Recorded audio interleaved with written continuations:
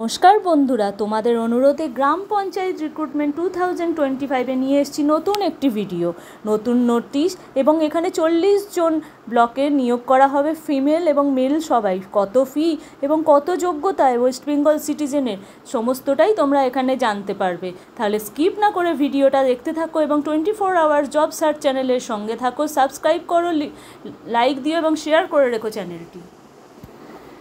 Registration লিঙ্কটা দিয়ে দিই। Prefer official website of the particular state. Official ওয়েবসাইটটি হলো https://rural.gov.in। এইটা তোমরা ওয়েবসাইটটা পেয়ে গেলে এইটাতে তোমরা ক্লিক করে যাবতীয় ফর্ম ফিল আপ সব কিছুই সমস্তটা এতে করতে পারবে। পরবর্তী গুরুত্বপূর্ণ বিষয়টি ভালো করে দেখো, খুব মন দিয়ে নির্ভুলভাবে ফর্মটি ফিল আপ করবে। এবং এখানে এলিজিবল ক্রাইটেরিয়াতে কি থাকছে, এসেনশিয়ালে থাকছে citizen of India defined part 2 এবং must have passed the final examination of class 8 from recognised institution. অর্থাৎ যে কোনো তোমাকে পরিচিত বিশ্ববিদ্যালয় থেকে এবং ইনস্টিটিউশন থেকে পাশ করতে হবে।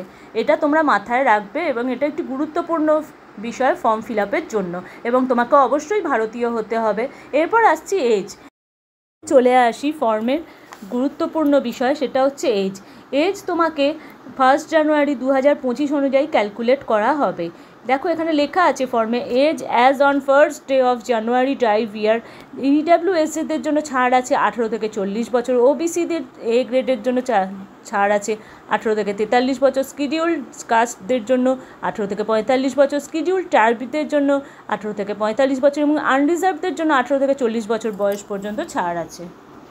যে কোনো ফর্ম ফিল আপে তোমাদের প্রধান জিজ্ঞাসা থাকে যে স্যালারি কত হবে। এখানে স্যালারি অর্থাৎ স্কেল অফ পেতে লেখা আছে, দেখো 17,000 টাকা থেকে শুরু হবে এবং 43,600 টাকা পর্যন্ত তোমাদের স্যালারি থাকবে। বলি তোমাদের এখানে সিলেবাসটা কি থাকছে। সিলেবাস প্রধানত এখানে এমসিকিউ অর্থাৎ মাল্টিপল কোয়েশ্চেন থাকছে। যেমন ইংলিশে থাকছে 10 মার্কস এবং বেঙ্গলিতে থাকছে 13 মার্কস। ক্লাস 8-এর অনুযায়ী এরিথমেটিক থাকছে 10 মার্কস। ক্লাস 7 অনুযায়ী জিকের কোয়েশ্চেন থাকছে 10 মার্কস এবং আরও অনেক কিছুতে মার্কস থাকছে।